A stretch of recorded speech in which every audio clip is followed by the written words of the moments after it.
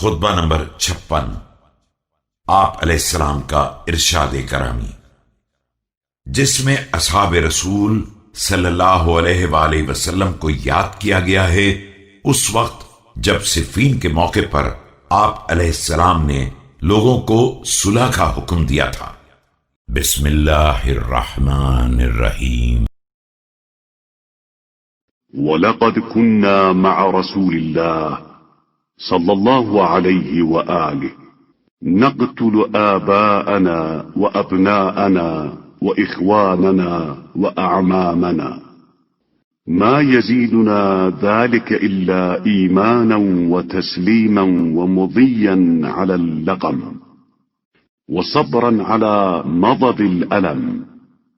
ہم رسول اکرم صلی اللہ علیہ وآلہ وسلم کے ساتھ اپنے خاندان کے بزرگ، بچے، بھائی بند اور چچاؤں کو بھی قتل کر دیا کرتے تھے، اور اس سے ہمارے ایمان اور جذبہ تسلیم میں اضافہ ہی ہوتا تھا، اور ہم برابر سیدھے راستے پر بڑھتے ہی جا رہے تھے اور مصیبتوں کی سختیوں پر صبر ہی کرتے جا رہے تھے۔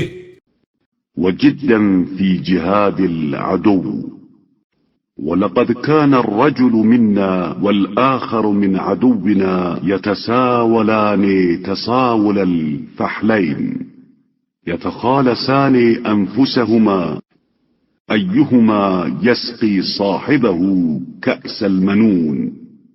اور دشمن سے جہاد میں کوشش ہی کرتے جا رہے تھے۔ ہمارا سپاہی دشمن کے سپاہی سے اس طرح مقابلہ کرتا تھا جس طرح مردوں کا مقابلہ ہوتا ہے کہ ایک دوسرے کی جان کے در پے ہو جائیں، اور ہر ایک کو یہی فکر ہو کہ دوسرے کو موت کا جام پلا دیں۔ فمرة لنا من عدونا ومرة لعدونا منا، فلما رأى الله صدقنا أنزل بعدونا الكبت وأنزل علينا النصر۔ پھر کبھی ہم دشمن کو مار لیتے تھے اور کبھی دشمن کو ہم پر غلبہ ہو جاتا تھا۔ اس کے بعد جب خدا نے ہماری صداقت کو آزما لیا تو ہمارے دشمن پر ذلت نازل کر دی اور ہمارے اوپر نصرت کا نزول فرما دیا۔ حتى استقر الإسلام ملقيا جرانه ومتبوئا أوطانه، ولعمري لو كنا نأتي ما أتيتم ما قام للدين عمود ولخضر للإيمان عود، ويم الله لتحتلبنها دما ولتتبعنها ندما۔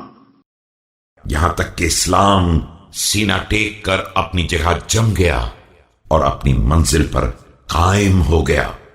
میری جان کی قسم، اگر ہمارا کردار بھی تم ہی جیسا ہوتا تو نہ دین کا کوئی ستون قائم ہوتا اور نہ ایمان کی کوئی شاخ ہری ہوتی۔ خدا کی قسم، تم اپنے کرتوت سے دودھ کے بدلے خون دوہو گے اور آخر میں پچھتاؤ گے۔